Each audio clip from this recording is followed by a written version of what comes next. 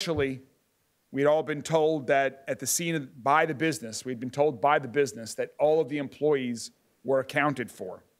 Tragically, that was not the case. Overnight, new information from Tuesday's plant explosion. Givaudan tells us it was a miscommunication that led to the late discovery of the body of an employee killed in the blast. The employee was found late Tuesday night by the fire department, hours after the company told emergency services all workers were accounted for. And just a few hours ago, the company explained to us what happened. They said in a statement, in part, quote, plant leaders used clock-in information immediately after the incident to establish site headcount.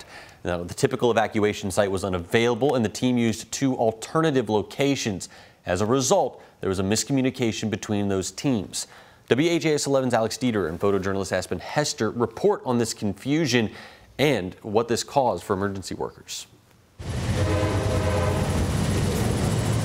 At some point they learned, oh, there might be one more person missing. And so, I don't know, I just thought that was an odd way for things to play out. Like, they weren't sure about who was in the building. Frustration after rescuers and city leaders were told quickly after the blast that all employees were accounted for.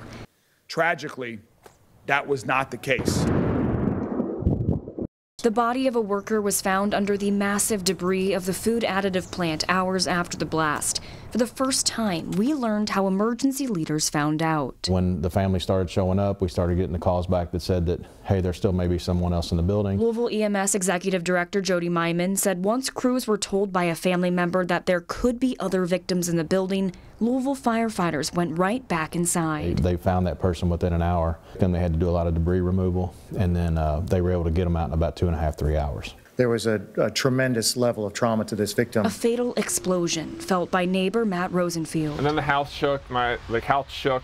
I heard glass rattle. That could have ended in more tragedy. Some of those buildings, facilities like that are made to blow out like that. So when they're made to blow out, it doesn't create pressure from an explosion inside. As for the future of the plant in the Clifton neighborhood, Metro Council's Andrew Owen had a blunt answer. The neighbors want the company gone. For now, it's too early to say. Alex Dieter, WHAS 11 on your side. Givaudan says it's still too early to say if or when the facility will reopen.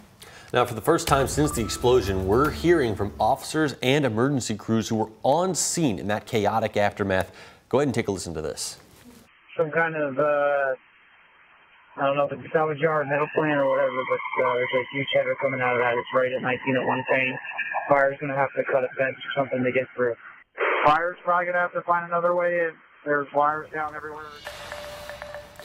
Now, you also may have noticed that a citywide alert did not go out about that explosion. The alert system Lens Alert typically does send out these emergency messages to your cell phone and to your emails. Louisville Emergency Services Director Jody Myman said that there was a human error which resulted in the lack of alerts. He did say that the notification did go out over social media. Now, city leaders are still encouraging you to sign up for Lens Alert. You can text the word Lens Alert to the number that will pop up on your screen here in a little bit. But in case you don't see it, it's 67283. This morning, investigators in Indiana are trying to figure out the identity of human remains found in Scott County. According to the sheriff's office, deputies and state police discovered the skeletal remains on Monday. They were found in the same wooded area where 40-year-old Amanda Martin was last seen. The family of the Scottsburg mother of 3 says she went missing in September. Sheriff Jerry Gooden said in part, quote, "We are saddened by the discovery of the remains, but we also realize the family can now possibly begin to heal." Gooden added the investigation is still active. A forensic exam to determine a cause of death and the identity of the remains could take up to 8 weeks. Former Clark County Sheriff Jamie Knoll and his family are preparing to sell their assets in order to pay back their debts. The Indiana Attorney General's office and each of the Knoll family attorneys have agreed on a mediator and realtors in both Florida and Indiana. Now, that decision came down yesterday in court. Misty Knoll, the estranged wife of Jamie Knoll, was the only family member in attendance. Attorney Larry Wilder asked to be Jamie Knoll's commissioner to sell his assets while he's in prison. The family is moving to sell Jamie Knoll's pole barn, at least 2 homes, and several of his classic cars. But the judge in that case doesn't think this is going to be enough.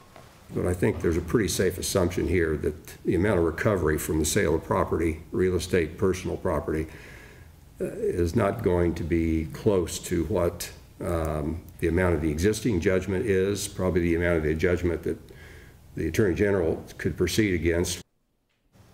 Knoll has been ordered to repay $3.1 million in his criminal cases, and the Attorney General's office wants $4 million in his civil cases.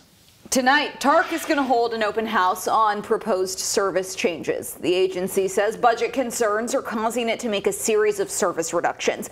3 routes are expected to be completely discontinued, routes 22, 52, and 63.